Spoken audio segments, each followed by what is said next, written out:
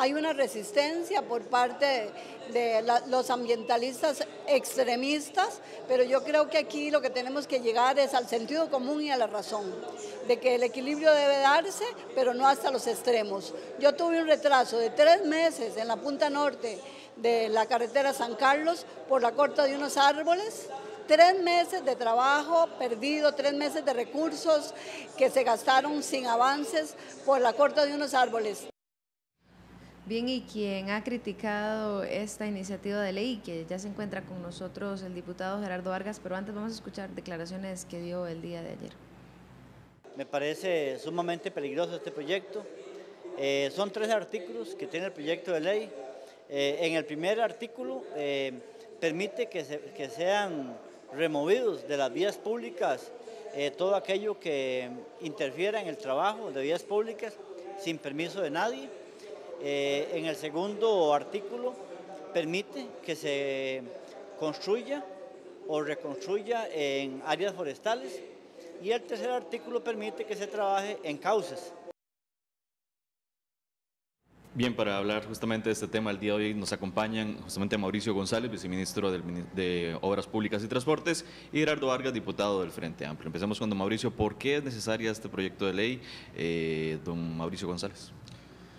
El proyecto de ley lo presentamos porque el Estado tiene la obligación, creo que es evidente para todos nosotros, de proporcionarle desarrollo sostenible a la nación.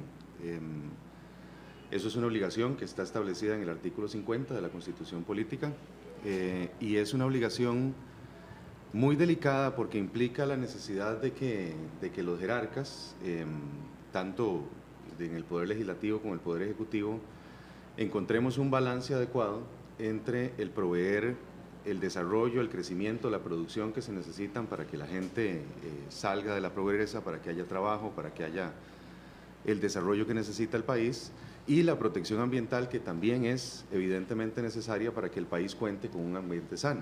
En ese sentido, este proyecto lo que busca precisamente es encontrar un balance adecuado entre las dos cosas, entre el tipo de trámites que se tienen que hacer para labores de conservación y para labores de construcción, y la necesidad de que el Ministerio pues avance de la forma más eficiente posible, sin que ello signifique desatender nuestras obligaciones con respecto de proveer mitigación, proveer compensación en materias ambientales. ¿Tienen ustedes estudios, don Mauricio, para presentar este proyecto de ley de cuánto impacto se podrían tener algunas de estas áreas donde se van a hacer tala de árboles?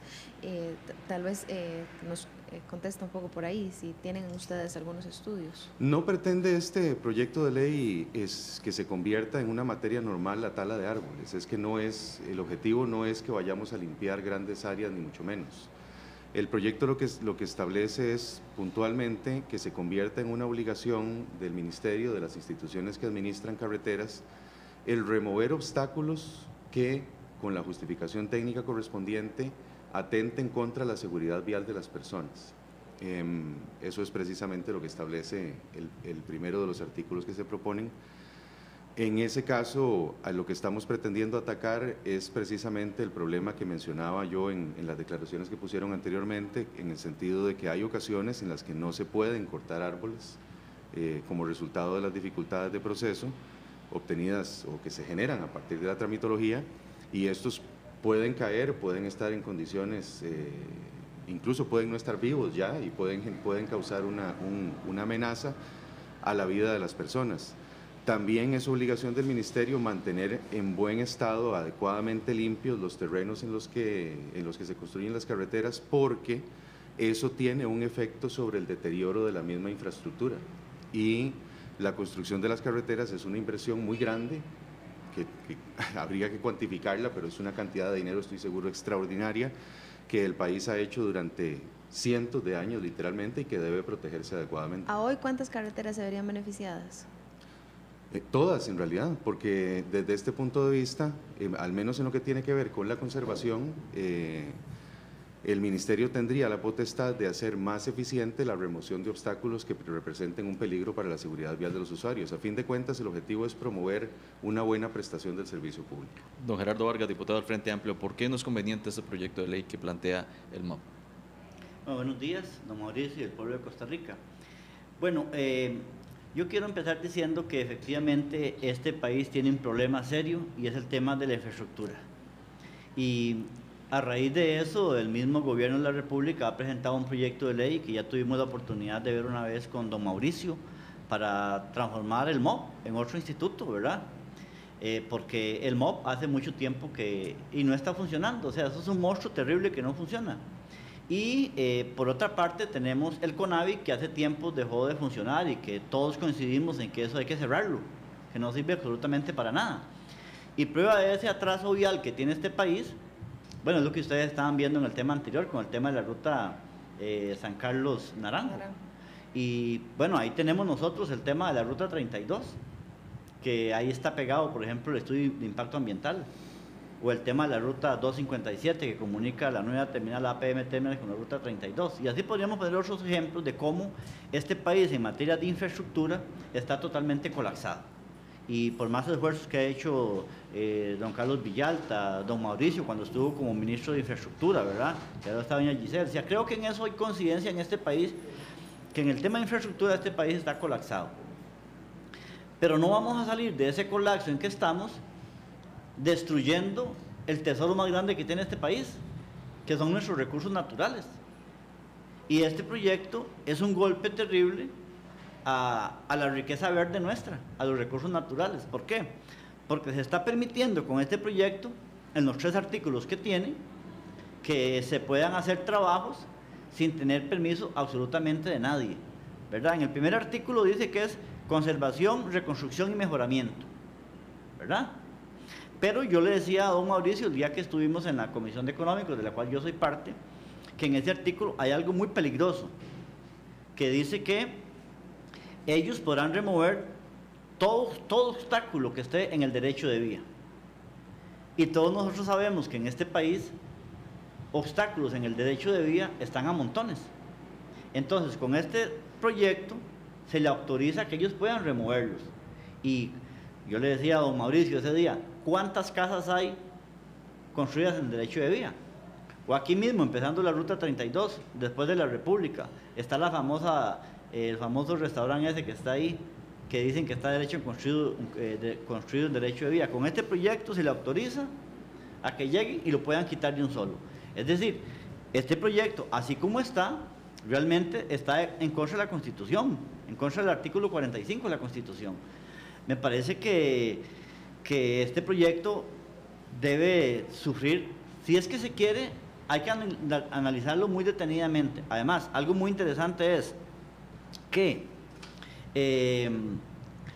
SINAC, en un primer documento que había mandado, SINAC le pidió a la comisión, y leo textualmente lo que dice el SINAC, en una carta que mandó, el SINAC dice que en razón de lo anterior se solicita el archivo del proyecto en consulta. O sea, el SINAC ya pidió que se le autorizara. Curiosamente ayer mandó una nueva carta al SINAC, que aquí la tengo, muy interesante la carta porque no contradice lo que ya había mandado, pero tampoco está diciendo que está a favor. Así es que me parece que el proyecto 19.899 es un proyecto muy peligroso, y yo esperaría que esos grupos extremistas de los que ha hablado doña Nidia Jiménez comiencen a manifestarse, porque ya en este país, gracias a los grupos extremistas ambientales, es que hemos logrado hacer mucho bien en este país. Don Mauricio.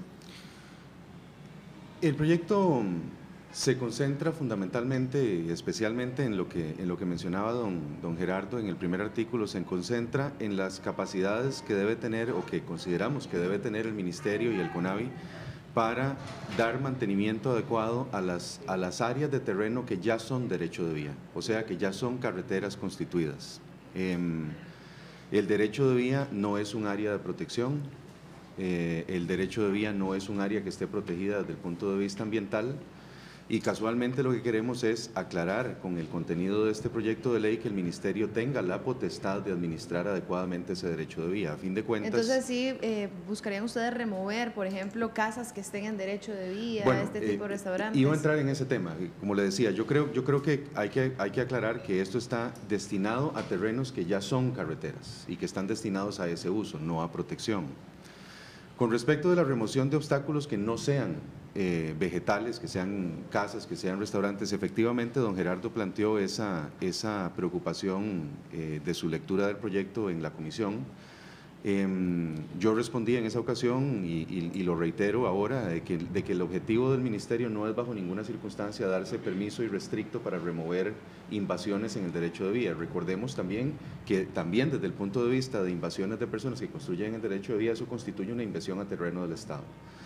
Ahora bien, eso es un tema totalmente distinto. Es un tema que está regulado en otras partes de la Ley General de Caminos Públicos y el Ministerio y el CONAVI ya tienen potestades y procedimientos y hay jurisprudencia y forma en las que se hacen esas cosas.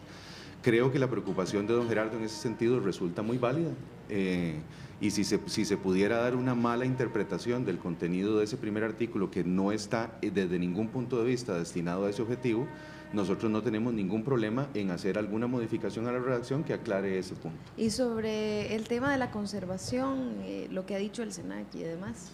El SINAC, pues sí, efectivamente, el mismo don Gerardo lo mencionó, el SINAC planteó una serie de objeciones al proyecto originalmente. Las objeciones del SINAC las discutimos con ellos. Y el segundo oficio al que se refiere don Gerardo fue un oficio que produjo el SINAC luego de que nosotros les presentamos a ellos una serie de modificaciones al proyecto de ley para atender las observaciones hechas por ellos, y el segundo oficio que envían es uno en el que dicen que las modificaciones que nosotros hemos planteado al proyecto atienden, si mal no recuerdo la redacción, atienden y resuelven los problemas planteados por ellos y que a partir de ese punto no tienen objeción con el contenido. Don Gerardo, ¿seríamos potable el proyecto de ley si se toman estas declaraciones que dice el viceministro González? A ver, el proyecto tiene temas sumamente delicados. Por ejemplo, la Sala Cuarta ha sido clara en decir, por ejemplo, en una resolución de la Sala, dice la Sala, un área protegida solo se puede reducir si se hace mediante ley, si hay un estudio técnico y científico que descarten el daño ambiental y se da una compensación del área suprimida con otra área igual de tamaño.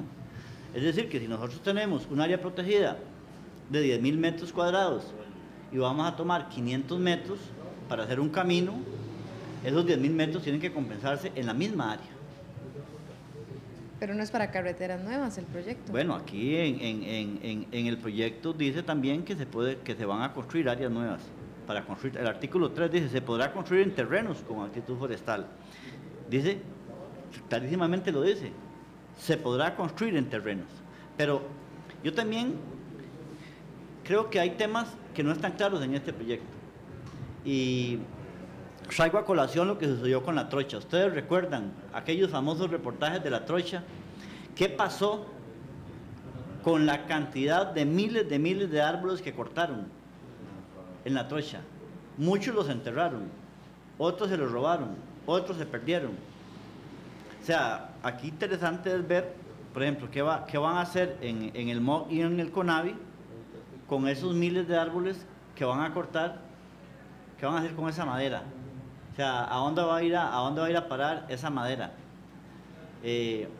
Porque ahorita uno pasa por las rutas nacionales y ve las cuadrillas que contrata CONAVI y ahora andan con unos aserraderos móviles y los árboles que cortan, la mayoría los convierten en aserrín y otros los convierten en reglas, pero yo no sé, no tengo información a dónde se está yendo esa madera, pero un tema de este proyecto es, bueno, ¿y qué va a pasar con la madera que van a cortar en todas las vías nacionales o en las áreas protegidas?